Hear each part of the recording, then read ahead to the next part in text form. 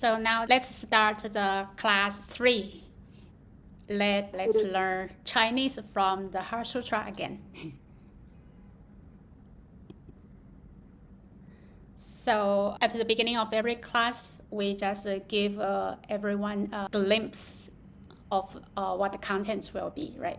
And then we will skip to that very quick. So now let's start to read the verse for opening a sutra by Wu Zetian. So let me do it in Chinese first. 无上甚深微妙法，百千万劫难遭遇。我今见闻得受持，愿解如来真实义。And in the last class, I talked about a myth about the Empress Wu Zetian's past life. Today I'm going to tell you a little bit also myths about her life before becoming the queen. So because her mother was a very beautiful and sincere Buddhist, Wu Zetian was brought up with the wisdom of the Buddha's teachings. So she was much quieter than most young people at her time and was recruited to serve Tang Taizong, the Emperor Li Shiming, like a personal assistant. Then when the emperor died, she was sent to the Ganye temple to be a bhikkhuni for almost 5 years. Over there, she studied the Buddhist sutras in more depth and realized that the power of silence. She understood that by calming down the mind, the wisdom from the source would be allowed to shine through her. This played a big role in her later development. So later, the new emperor Li Zhi went to the Ganye temple to worship the Buddha and stumbled upon Wu Zetian. He fell in love with her instantly. He then took her to the palace and made her the new queen, even though there were difficult challenges to remove the existing queen. So after Emperor Li Zhi died, she made herself the empress, an unprecedented in Chinese history. In the whole Chinese history, there was only one female emperor. That was her. Yeah. So amazing story, right? Wow. So incredible. Yeah. And inspired too.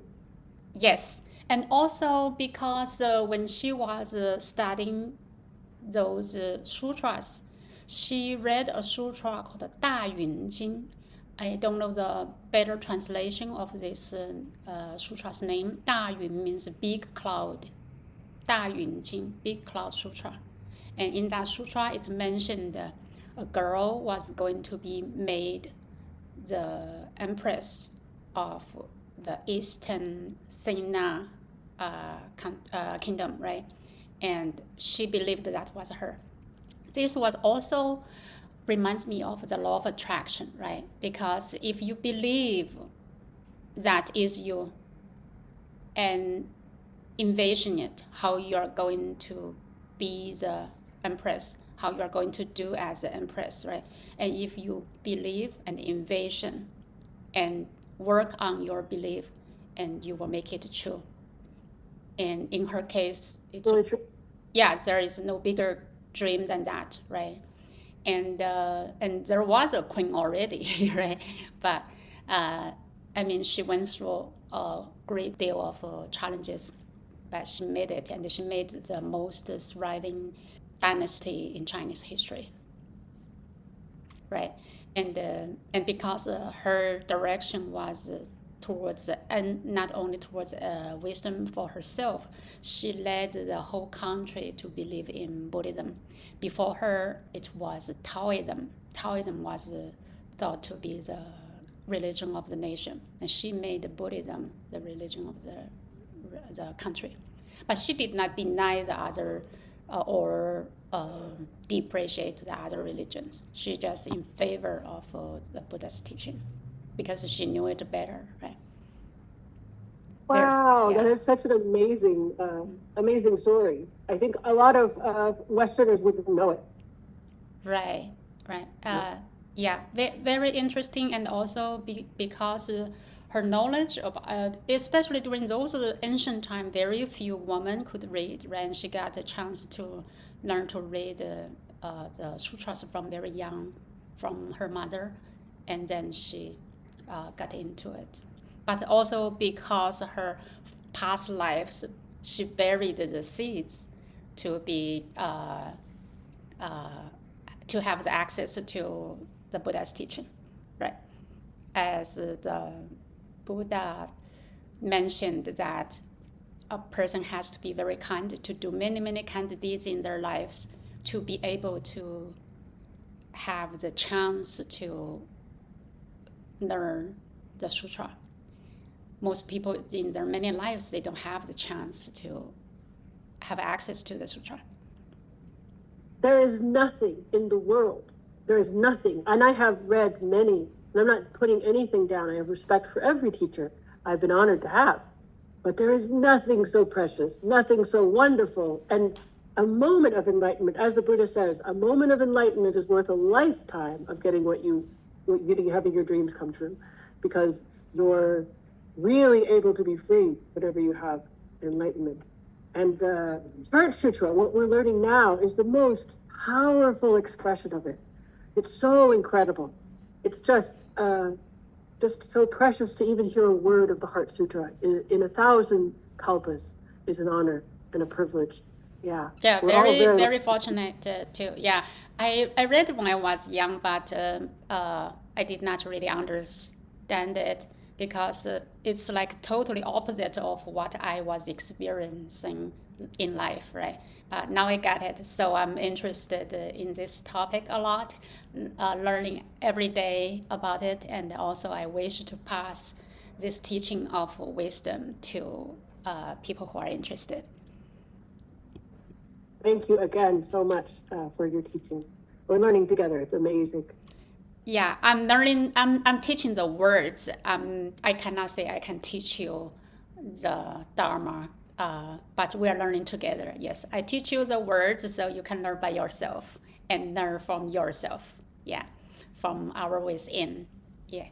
So now let me read this sutra, this verse of opening a sutra by Wu Zetian again with pinyin. So you can look at the pinyin. You don't have to look at the Chinese words now. You look at the pinyin. So let's read. I read one line, then you follow me. Okay. So, 开经记，开经记，无上甚深微妙法，无上甚深微妙法，百千万劫难遭遇。百千万劫难遭遇。 Very good. You said the yu very good. Mike can't do that. You did it perfectly. That's very difficult for the Westerners, for the English speakers. 我今见闻得受持，我今见闻得受持，愿解如来真实义。愿解如来真实义。 Very good. Very good. It's just only the second time you did it very well. Yeah. So now it's your turn to read it in English. Okay. Translation of the verse of opening a sutra. The unsurpassed, profound, and wonderful Dharma is difficult to encounter in hundreds of millions of aeons. I vow to see and hear it, receive and uphold it. And I vow to fathom the Tathagata's true meaning. Very good. So now let's review pinyin again. And let's start to read the vowels. Read after me. Yeah. A, O, O, O, O, E, E, E, E, E, E, U, U, U, U, Yu, Yi, Yu. Yi. Let's look at the second line. I, Yi, Yi, Yu, very good. Yeah. I, I, A, A, A, A, Wei, Wei, Ao, Ao, O, O, Yo, Yo, Ye, Ye, Yue, Yue, Er, Er, An, An, En, En, In, In, Wen, Wan, Yun. Yun. You know, when you say Yun, the beginning is that Yu. Yeah, Yin, Yin, Yin. Yun, yeah, so you say Yun very well. You pronounced Yun very well. So in the beginning, that half is Yu. Yin, Yun, yeah, Yin, yeah. Ang, Ang, Eng, Ang, Yang, Yang, Ong. Ong. Very, very good. Then now let's do the consonants. Bo, Bo, po, Po, mo, Mo, fu, Fu, de, De, t, He, neng, Neng, le, Le, ge, Ge, ke, Ke, he, He, ji, Ji, chi, Qi, xi, Xi, zhi, Zhi, chi, Chi, shi, Shi, ri, Ri, zi, Z, ci, Si, si, Si, yi, I, u. U. Okay, so now let's learn how to understand the first line of the verse of opening the sutra. 无上甚深微妙法. You read. 上甚深微妙分法无上无上无上对 yes so 对 so please look at the words in the cloud, right? So the first word is 无无乌五乌 because the W and the U both pronounce U, so that's very confusing to the Americans. But however, yeah. So it just means this is the second tongue, so it's 无上 yeah 无上师昂上师昂上无上 yeah 无上 right, meaning unsurpassed, right? So this 无, the first word 无 means no, not, or nothing. And 上 means above, right? Or you go upstairs, 上楼 above, above my head, right? 头上 头 is head, 上头上 above my head. It's the opposite of English, right? English is say above the head. You say 上 first, you say above first, then you say head. But in Chinese, you say that noun first. Like 桌上 table. 桌上 is table. 桌上 So it's the opposite order. So with the English. Is that correct? 无上 无 means no, there is nothing, right? Or have not. 无 means like a 无产阶级 means the class that has no assets, proletariat. 无产阶级 无产 no assets. No assets class, 无产阶级 proletariat. Yeah. So 无 yeah, means no, have not, nothing. Nothing above. Right, 无上 nothing above. Wow. Nothing above. And then so you look at the words how to write in the bottom. Because these two words has only one part, so I wrote the strokes in order. But you can look at it by yourself. And then we go to the next one. Next words, 甚深. Look at 甚 is the fourth tongue. 甚深 深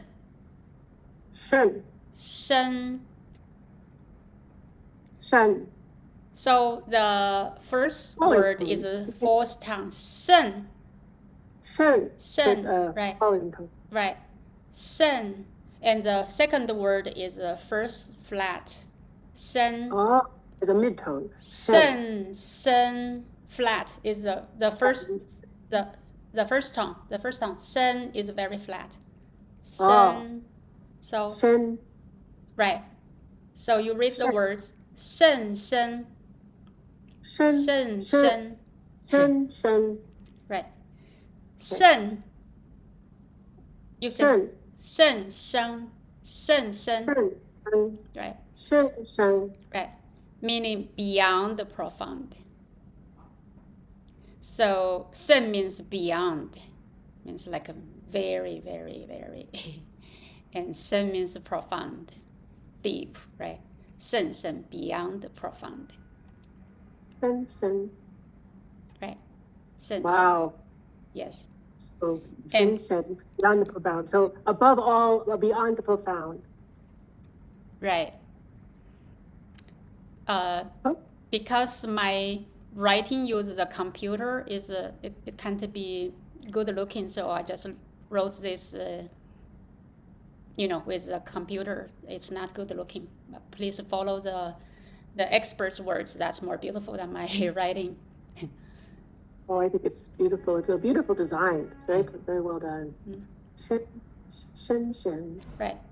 And then now the third words. 微妙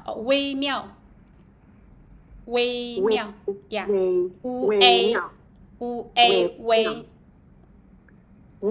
微妙 So 要妙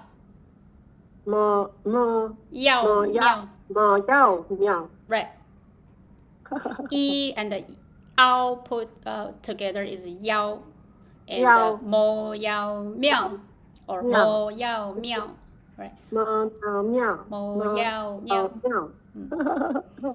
微妙 meaning subtle, mysterious. So 微 means very subtle, and 妙 means mysterious or wonderful. Also means, just like many tricks, many miracles. Yeah. Is this the same word as wu wei? Like wu wei? This is not a way. Different. This way is subtle. Wu wei, it means no action. Okay. Thank you. No action. This one is subtle. So let's do this again. 乌 a 为 乌 a 微 乌 a 微 乌 a 微 莫要妙 莫要妙 微妙 微妙 Right. And remember the meaning is subtle, mysterious. You guys are harder than us because when we were young, we learn word by word because each word has its meaning, right? But because we have to learn it in English, so you have to learn two words or sometimes three words together to make sense to you. Because if we break down one by one, then you won't know what exactly it. There is no exactly English words to translate. I understand. Yeah. So this way, subtle or means very fine, very little. We say 微不足道 means very, very little and not enough to mention. 微不足道，微不足道，北部出逃。微不足道, yeah. Too small, not enough to mention. And so look at the writing on the left side. When you write it, you look at this. This word has three parts.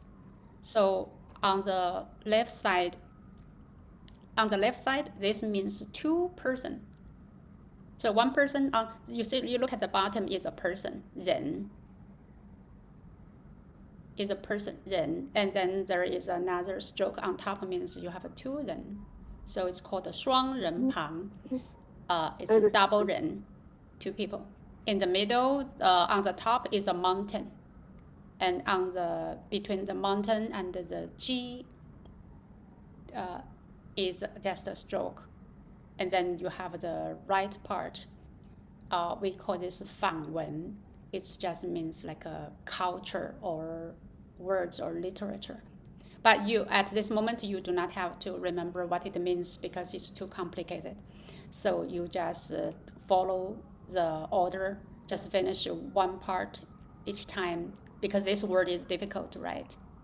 So you break this into three parts. And homework, write every word 10 times. I'm so excited. Yes, so excited. I forgot to check your homework today. Later, if it's in your hand, I want to look at what you did. I have it right now. Okay. Yes, I can see. Yes, very, very. You have a beautiful handwriting. Yes. Thank you. Yeah. So with this, I learned to copy the letters step by step here. Yeah. And then I started doing these ones. Oh, backwards. Sorry. To copy these. There we go. Yes. Very good. Very good. Yeah. Amazing. That G is hard to write. Yes. Good. Oh, how much fun. This is something that is the most beautiful language. There's nothing like it in the world. I mean, well, besides obviously other characters that are based in Hanzi, but in terms of widespread use, it's more beautiful. I already know the alphabets of 5, 6, 7 languages, and it's so beautiful. Yeah, I love when I get older, I love Chinese more than when I was young. When I was young, I loved English more because I feel English is much easier to write and read. I can read the whole book without understanding what it is, but you cannot do that from Chinese. So, oh my gosh, well, being a child and having to learn 50,000 But characters. good thing about the Chinese is once you accumulated about 2,000 words and then you combine them, you can have your PhD with these 2,000 words. But you can't do that with English. Yeah, in English you have to keep learning a lot of new words, otherwise you don't know what's going on. Yeah, many things are very logical in Chinese from what I'm seeing, but where it's Thai is very similar. But because I can't remember the examples right now, I've been learning them, but where it's more built up from previous compounds rather than new words. Whereas in English, there's so many words that are very specific to, and also you have to do all the conjugations. There's 12 different tenses in English, which is not as serious in Chinese. So yeah, to all of our viewers, everyone that would be watching, it's really enjoyable to actually do and copy these, and it's rewarding. It's a beautiful practice. And copying sutras has a great long history. So what we're learning is something that for a very long time, it was the only way to get copies of the sutras. And there's actually special promises of merit for copying sutras like this. Yes, it's not only you're writing this, one side you are also practicing meditation. Because you are focused on doing one thing, being in the moment. So you are doing that. And at the same time, because you are turning your frequency to the Buddha Dharma or the Bodhisattvas. Yes. So when you are on that frequency, then you can be blessed. Or if you ask something, some help from them, then you can get help. Yeah. Very true. Later we will get deeper into that. From the beginning, nobody understand why, because we cannot see, right? But later we will get into that. So now we have the last word that we need to learn. 法 Dharma. 法 法 fu a 法 fu a 法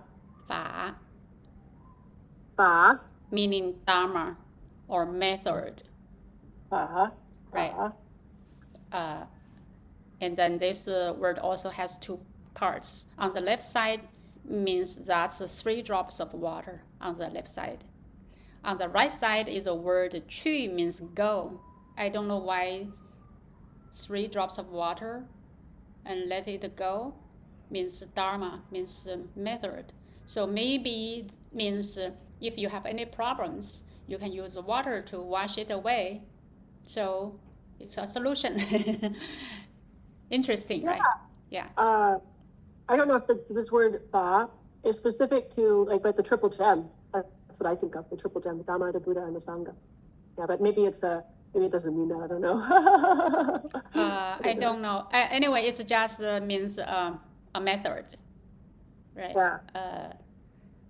A method, Dharma in the Buddhist language.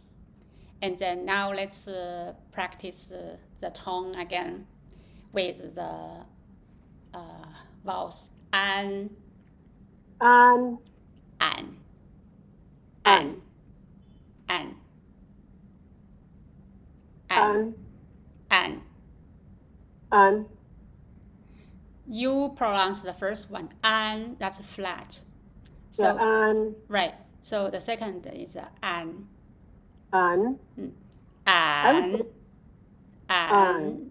The third An. one has a turn. An. An. An. An. An. An. An. Falling tone. An. Right. And then homework. An and in when yun for pinyin. In. Un. One. Yun. Re. An Re. and Re. in one yun. One. Rin. Right. One. Yes. Yeah. And then homework for writing here. So I will send you this to your email, and then you copy them one by one. Right? You can print Thank you so much, Jin. This is absolutely wonderful. I'm so excited, and I'm starting on doing these tomorrow. Yeah. I hope you enjoy it. And now you have 1 minute to ask questions or tell me any challenges you met while you were practicing by yourself.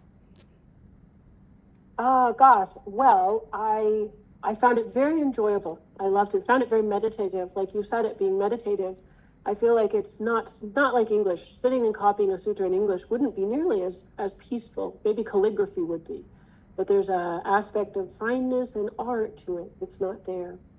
And I told one of the people at Zhuqi, I volunteer at Zhuqi, which is a Buddhist, it's from Taiwan. It's a Taiwanese volunteer organization that gives free medical care. And the guy was really impressed that we were copying sutras. Yes.